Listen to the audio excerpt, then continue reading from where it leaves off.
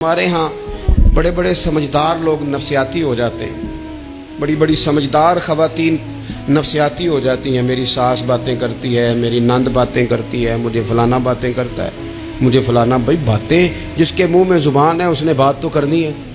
اب آپ نے کیوں یہ دعویٰ کر لیا ہے کہ آپ اتنے اونچے چلے جائیں کہ آپ کو بات ہی کوئی نہ کرے؟ کیا حرج ہے اس میں؟ اگر کوئی آپ کو بات کر دے تو کیا ہیں ہم؟ کسی نے کر لی تو پھر کیا ہوا؟ اس کا اتنا اثر قبول کرنا کہ ساری رات سونا ہی نہ، پریشان ہو جانا۔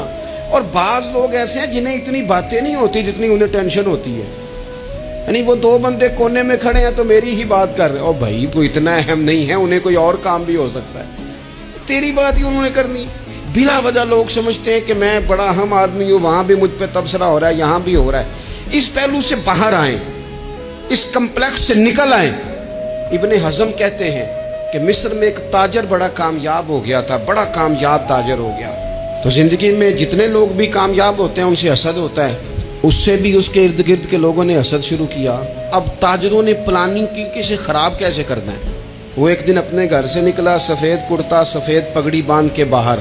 اب 5-6 لوگوں نے پہلے سے منصوبہ بندی کی ہوئی تھی۔ ایک صاحب اسے ملے، کہنے لگے ماشاءاللہ آج تو سفید کرتے پر سبز امامہ، سبز پگڑی بڑی ہی اچھی لگ رہی ہے۔ تو وہ ہنس کے کہنے لگا لگتا ہے آپ سو کے اٹھ کے آئے ہیں، پگڑی تو میری سفید ہے۔ اس نے کہا چلو پگڑی تو سبز ہی ہے، باقی آپ نہیں مانتے تو آپ کی مرضی۔ وہ آگے بڑھا، تو اب چونکہ پلاننگ تھی تو ایک شخص اور ملا، اس نے کہا کیا بات ہے، سفید کرتے پر آپ کا پیلے رنگ کا امامہ کیا جچتا ہے۔ اس نے کہا یار کو خدا کا خوف کر، ہنس کے کہا کیا ہو گیا، تیری اینک کا نمبر تو نہیں تبدیل ہونے والا ہوا؟ اور بھائی میں نے تو سفید کرتا اور سفید ہی امامہ باندھا ہے۔ اب 2-3 لوگوں کی